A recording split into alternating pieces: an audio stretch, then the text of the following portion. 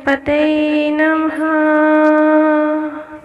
संकष्टी गणेश चतुर्थी व्रत करने से घर परिवार में आ रही विपदा दूर होती है।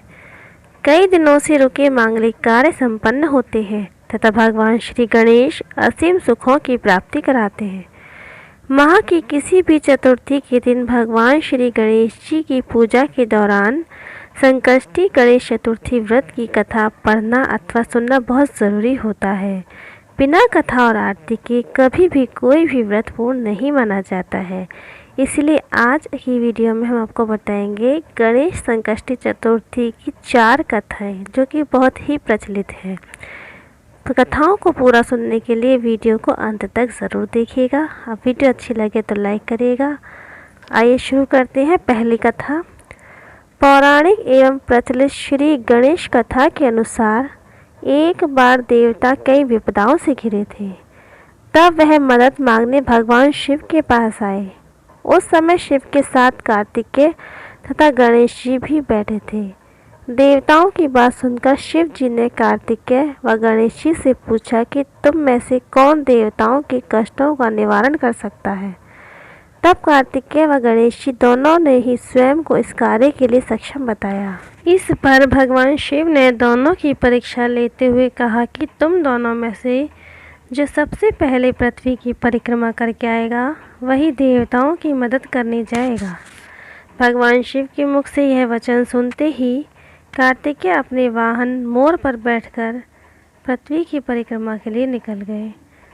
परंतु गणेश जी सोच में पड़ गए कि वह चूहे के ऊपर चढ़कर सारी पृथ्वी की परिक्रमा कैसे करेंगे, तो इस कार्य में उन्हें बहुत समय लग जाएगा। तभी उन्हें एक उपाय सूझा। गणेश जी अपने स्थान से उठे और अपने माता पिता की 7 बार परिक्रमा करके वापस बैठ गए। परिक्रमा करके लौटने पर कार्तिकेय स्वयं को विजेता बताने लगे। तब शिव जी ने श्री गणेश जी से पृथ्वी की परिक्रमा न करने का कारण पूछा। तब गणेश जी ने कहा, माता पिता के चरणों में ही समस्त लोक है।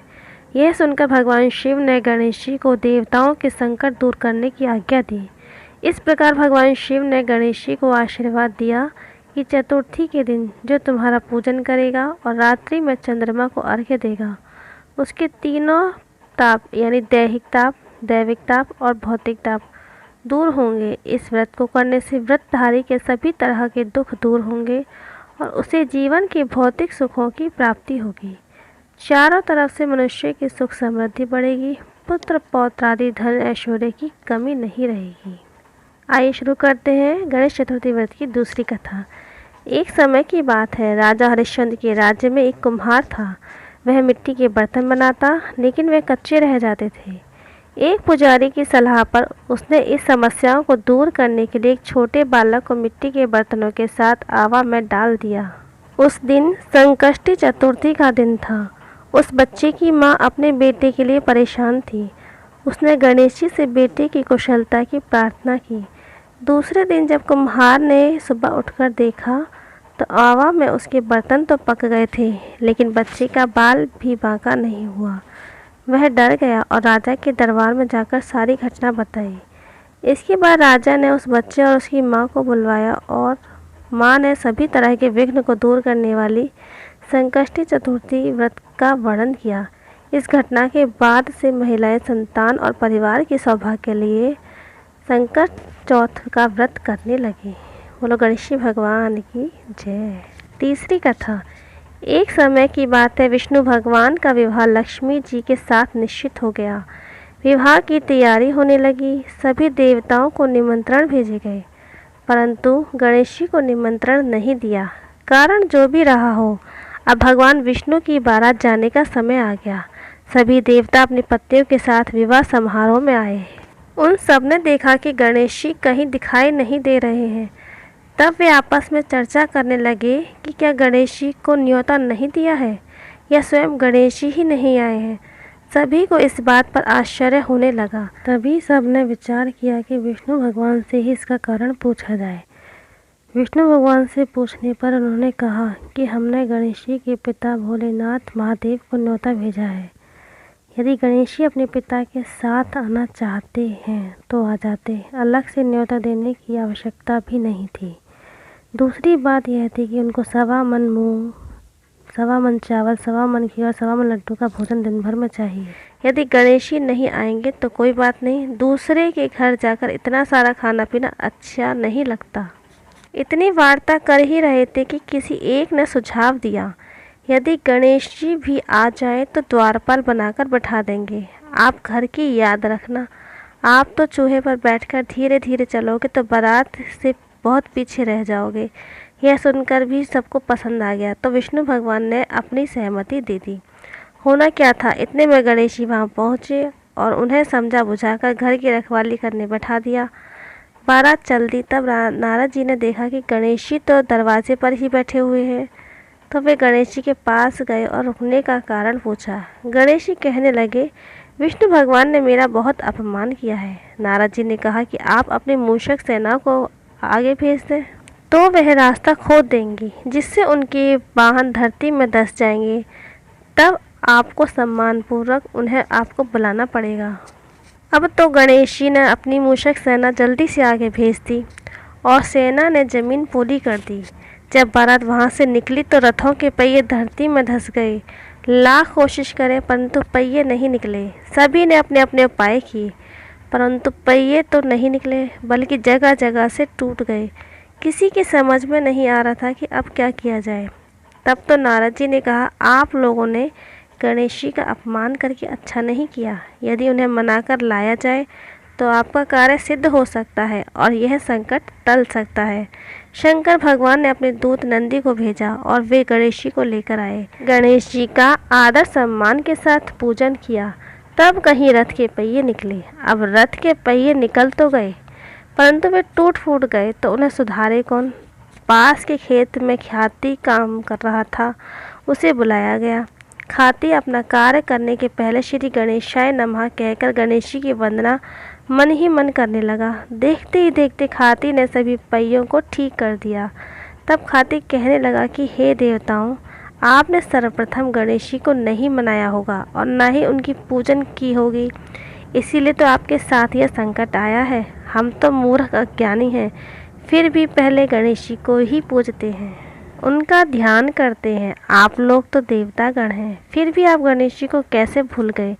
अब आप लोग भगवान श्री गणेश जी की जय बोलकर जाएं, तो आपके सब काम बन जाएंगे और कोई संकट भी नहीं आएगा। ऐसा कहते हुए बारात वहाँ से चल दी और विष्णु भगवान का लक्ष्मी जी के साथ विवाह संपन्न करा के सभी सकुशल लौट आए। हे गणेश जी महाराज, आपने विष्णु जी को जैसा कार्य सारियो ऐसे कार्य सबको सिद्ध कारजो। बोलो गजानन भगवान की जय। चौथी कथा। श्री गणेश चतुर्थी व्रत की पौराणिक कथा के अनुसार एक बार भगवान शिव तथा माता पार्वती नर्मदा नदी के किनारे बैठे थे। वहाँ माता पार्वती ने भगवान शिव से समय व्यतीत करने के लिए चौपड़ खेलने के लिए कहा।